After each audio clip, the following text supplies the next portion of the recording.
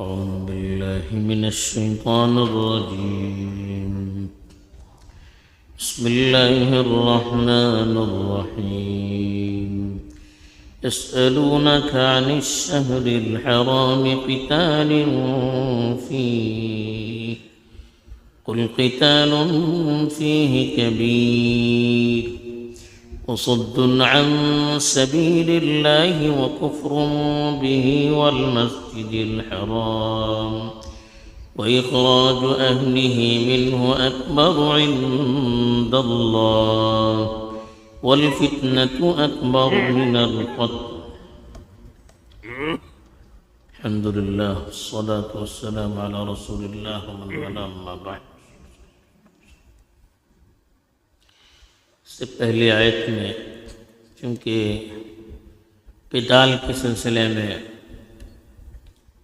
حکم بتایا گیا تھا کہ طبیعت کو ناگوار گزرنے کے باوجود ضرورت پر وہ فرض ہو جاتی ہے. اب جو آیت تلاوت کی گئی ہے اس میں قتال ہی کے سلسلے میں مزید کچھ وضاحت کی جا رہی ہے. پیچھے بتایا جا چکا ہے کہ عربوں کے یہاں زمانے جاہلیت ہی سے 4 مہینے محترم مانے جاتے تھے: محرم، رجب، ذی قعدہ اور ذی الحجہ. یہ 4 مہینے محترم مہینے شمار کیے جاتے تھے. ان مہینوں میں جنگ بھی کرنے سے وہ احتیاط کرتے تھے. یہ 4 مہینے ان کے یہاں جنگ بھی نہیں ہوتی تھی بلکہ جنگ کرنا بھی حرام سمجھتے تھے. سن 2 ہجری میں ہجرت کی تقریباً 17 مہینوں کے آس پاس گزر چکے تھے تو رسول اللہ صلی اللہ علیہ وسلم نے اپنے پھوپھیزاد بھائی عبداللہ بن جحش رضی اللہ تعالیٰ عنہ کی قیادت میں ایک چھوٹی سی ٹکڑی بھیجی، چھوٹی سی فوج جس میں تقریباً 8 مہاجرین بھی شامل تھے. ایک قافلہ تجارت کا آ رہا تھا مکے والوں کا، اس کو روکنے کے لیے تو کسی بات سے وہاں پر لڑائی بھی ہو گئی اور کافروں کا ایک شخص مارا بھی گیا اور 2 لوگ قید بھی کیے گئے. اب جس دن یہ لڑائی کا واقعہ پیش آیا تھا مسلمان سمجھ رہے تھے کہ جمادی الاخری کی 30 تاریخ ہے، یعنی رجب کے چاند کی ان کو خبر نہیں تھی. وہ جمادی الاولی کا مہینہ سمجھ رہے تھے، اس لیے وہ بھی لڑنے کے لیے تیار ہو گئے.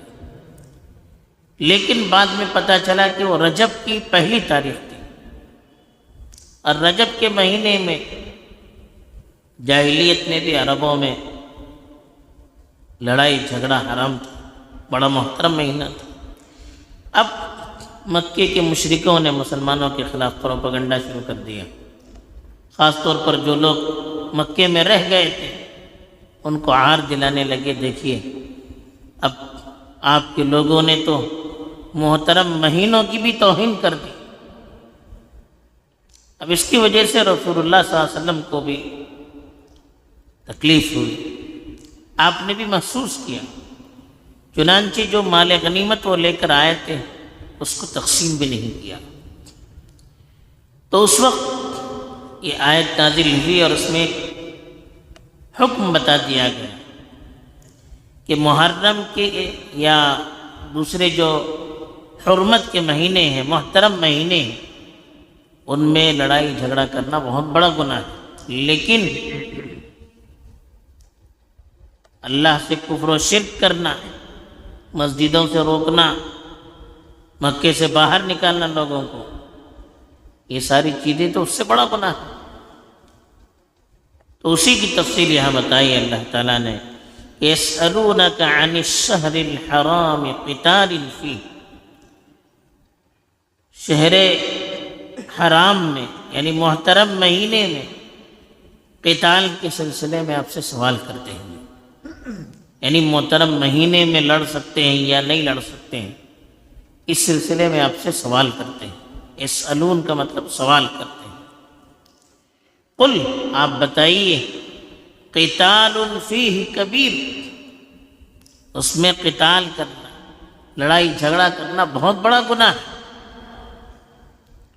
لیکن وصد عن سبیل اللہ، اللہ کے راستے سے روکنا، وکفر بہ، اللہ کا انکار کرنا، والمسجد الحرام، مسجد حرام سے روکنا، وإخراج أهله منه، اور مکے والوں کو یا مسجد حرام والوں کو مسجد حرام سے نکالنا، اکبر عند اللہ، اللہ کے نزدیک اس سے بڑا گناہ، یعنی اللہ نے بتا دیا کہ محترم مہینوں میں جنگ کرنا، لڑائی کرنا بڑا گناہ، لیکن اللہ کے راستے سے لوگوں کو روکنا، یعنی جو لوگ ایمان لا رہے ہیں ان کو ایمان لانے سے روکنا،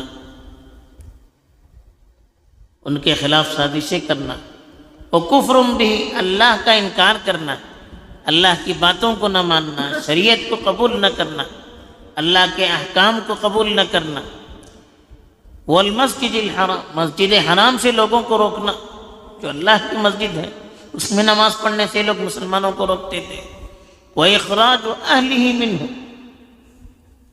اور مسجد حرام کے جو لوگ تھے ان کو مسجد حرام سے نکالنا، یعنی جو مسلمان تھے ان کو ظلم و ستم کرنے سے، مکے سے نکلنے پر مجبور کرنا، یہ ساری چیزیں تو اکبر عند اللہ، اللہ کے نزدیک حرمت والے مہینوں میں لڑائی سے بڑا گناہ ہے۔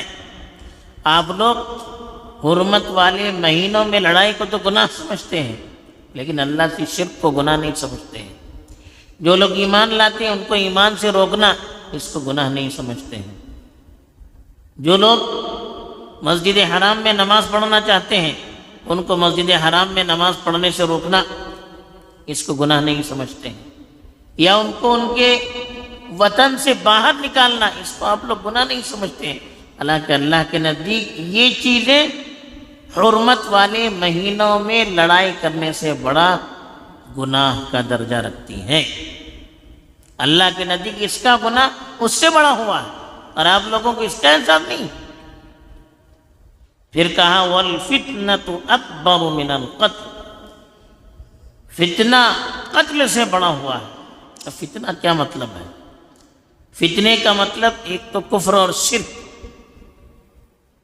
اور دوسرا اہل ایمان کو ایمان پر باقی رکھنے سے روکنا، ان کو ایمان سے ہٹانے کی کوشش کرنا۔ یہ دو طرح سے کوششیں ہوتی تھی، ایک تو ان کے دلوں میں شکوک اور شبہات پیدا کر کے ان کو دین سے دور کرنے کی کوشش کرتے تھے، دوسرے ان کو تکلیف دے کر، ستا کر، عذاب میں مبتلا کر کے دین سے دور کرنے کی کوشش کرتے تھے۔ چنانچہ مکے کی زندگی میں جو ظلم ہوا، صحابہ پر حضرت بلال تھے، حضرت خباب تھے، حضرت عمار بن یاسر، ان کے والدین، ان کے بھائی، جو ظلم کا پہاڑ ان لوگوں پر توڑا گیا، اور خاص طور پر رسول اللہ صلی اللہ علیہ وسلم پر خود کتنا ظلم کیا گیا، آپ کو ستایا گیا تاکہ یہ لوگ دین کو چھوڑ دیں، تو اس کو فتنہ کہتے ہیں۔ ایک تو شرک کرنا، یہ بہت بڑا فتنہ ہے، اور دوسرا ایمان والوں کو ایمان سے دور کرنے کی کوشش کرنا، شکوک اور شبہات پیدا کر کے اور طرح طرح کا عذاب دے کر۔ کہا کہ اس طرح کرنا تو قتل کرنے سے بڑا گناہ، آدمی کو قتل کرنے سے بڑا گناہ اللہ کے ساتھ شرک کرنا ہے۔ آدمی کو قتل کرنے سے بڑھ کر گناہ لوگوں کو ایمان سے روکنا ہے، ایمان سے دور کرنے کی سازشیں کرنا ہے۔ آپ اس کو گناہ نہیں سمجھتے ہیں، صرف محترم مہینوں کی حرمت آپ کے نزدیک محترم ہے، لیکن لوگوں کی جانیں محترم نہیں ہیں، ایمان محترم نہیں ہے، ان کو ان کے گھروں سے نکالنا یہ کوئی گناہ نہیں ہے، اللہ کی مسجد سے ان کو روکنا یہ کوئی گناہ نہیں ہے۔ یہ اللہ تعالیٰ نے بتایا کہ آپ کو صرف ایک چیز کا خیال نہیں کرنا چاہیے، بلکہ جو بڑی چیزیں ہیں ایمان کا اور ایمان والوں کے احترام کا خیال رکھنا چاہیے، لوگوں کے حقوق کو ادا کرنے کا خیال رکھنا چاہیے۔ اس میں کوتاہی کرنا یہ اس سے بڑا گناہ ہے۔ تو اس لیے اللہ تعالیٰ نے اس کا جواب دے دیا۔ جب یہ آیت نازل ہوئی تو پھر اللہ کے رسول صلی اللہ علیہ وسلم نے اس مال غنیمت کو بھی تقسیم کیا اور لوگوں کو بتایا کہ آپ ان کو جواب دیجئے۔ بہرحال یہ اللہ تعالیٰ کے نزدیک لوگوں کی جانوں کا احترام ہے، ان کے دین کا احترام ہے، ایمان کا احترام ہے، یہ چیزیں سب سے بڑھ کر ہیں، باقی چیزیں ثانوی درجے کی حیثیت رکھتی ہیں۔ اللہ تعالیٰ ہمیں صحیح سمجھ عطا فرمائے اور دین کے تمام شعبوں کو صحیح سمجھ کر عمل کرنے کی توفیق دے، آمین۔ وآخر دعوانا